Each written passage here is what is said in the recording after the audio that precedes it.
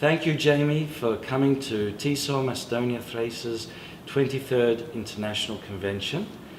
I'd just like to ask you a couple of questions.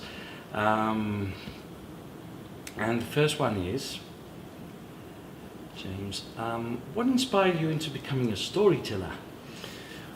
Well, it's an interesting question, and first of all, thank you very much for bringing me here, George. It's lovely to be here. Really nice. My pleasure.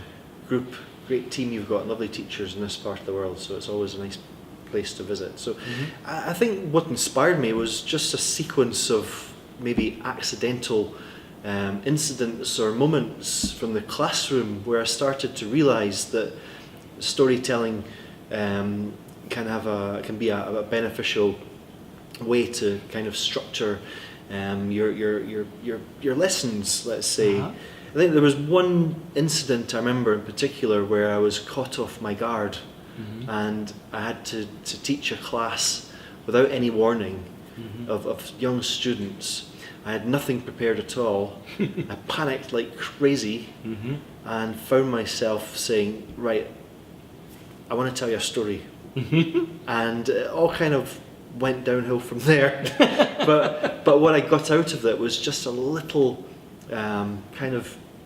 I saw enough to see the potential and started to question that mantra that's instilled into us, which is keep your teacher talk time down to a minimum, and thinking, there's so many incidents and moments and occasions that you have to talk.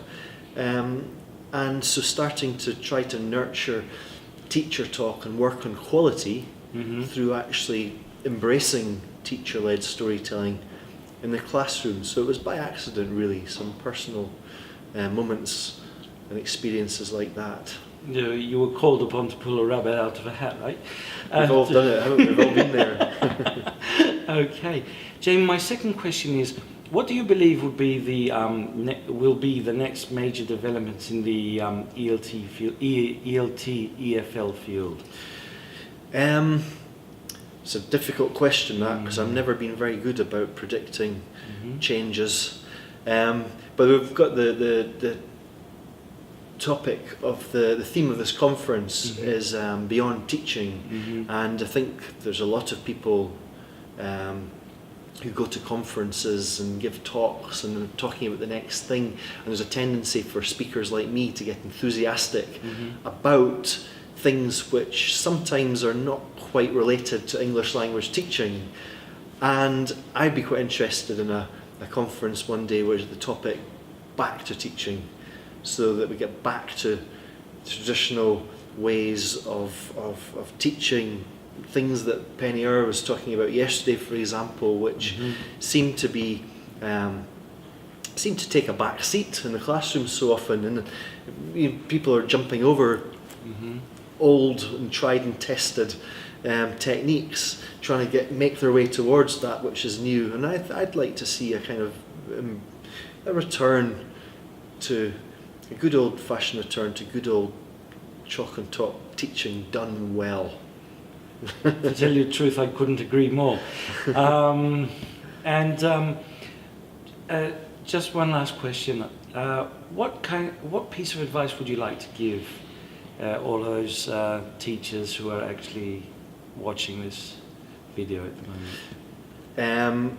Are we talking teachers that came to the conference most of all, or teachers in general? In general. Teachers in general. Well, I'd have to continue from my talk that was stop thinking that teacher talk is inherently bad, and start to try to improve your communication skills.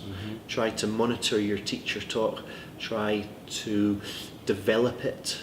Realise that you can talk too much, and it's something that we all do, but teacher talk is about three things. It's about the teacher's voice, and it's about the teacher's ears. So that is three things. You see, I'm trying to be clever there.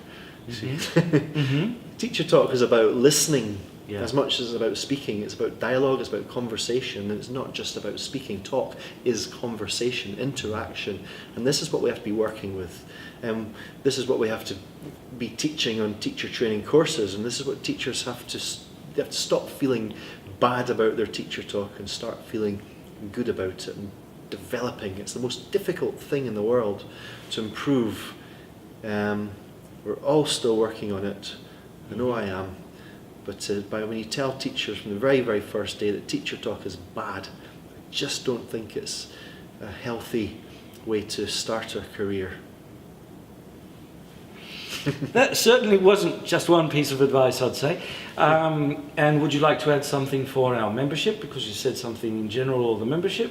Well, if there's participants at this conference or watching this, related to what I said before, people like me have got a tendency to go to conferences and start speaking about things that are peripheral to ELT. And I think if you're a new teacher coming to a conference like this, you can start to think that oh my God, I thought I was an English language teacher, and suddenly I've got all these extra things to look at, different types of literacies and different topics, and there's too much. And I would say, no, just strip it back, and we are language teachers, that is our job, and be aware of trends in our profession, but don't get sidetracked and don't worry about it if there are no greater responsibilities than teaching English, I would say, is the mantra for. So go back to the basics, like our last year's conference. Thank you Yes. very much, and it was a pleasure having you here. Thank you, George. It was a pleasure to be here. Thanks. Bye.